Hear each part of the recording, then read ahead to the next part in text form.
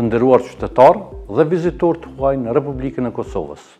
Shfrytëzoj rastin që ju njoftoj se ka filluar periudha informuese për zbatimin e ligjit për të huajt dhe ligjit për automjete, fushat e cila zgjat deri më 15 mars 2026.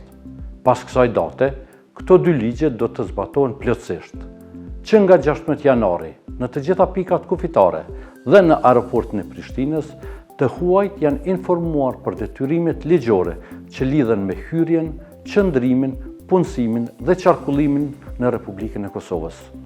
Vizitorët e huaj duhet të kenë dokumente të vlefshme udhëtimi, të respektojnë afatin dhe qëllimin e qëndrimit dhe të paraqesin adresën brenda 3 ditësh nga hyrja. Qëndrimi afashkurt lejohet në 90 ditë brenda 180 ditësh, por pa të drejtë pune. Për punësim, nevojitet leje qëndrimi dhe leje pune. Ministria e Punëve të Brendshme po lehtëson procedurat duke mundësuar paraqitjen elektronike të adresës, si dhe aplikimin për leje qëndrim edhe në Mitrovicën e Veriut, Gjilan dhe Prizren.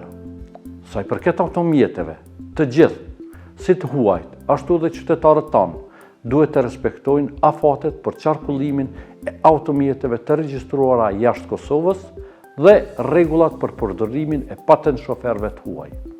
Këto ligje vlen njësoj për të gjithë dhe janë të harmonizuara me standardet evropiane me qëllim garantimin e sigurisë, transparencës dhe trajtimit të barabartë. Ato janë thelbësore për menaxhimin e kufive, migracionit dhe rendit publik.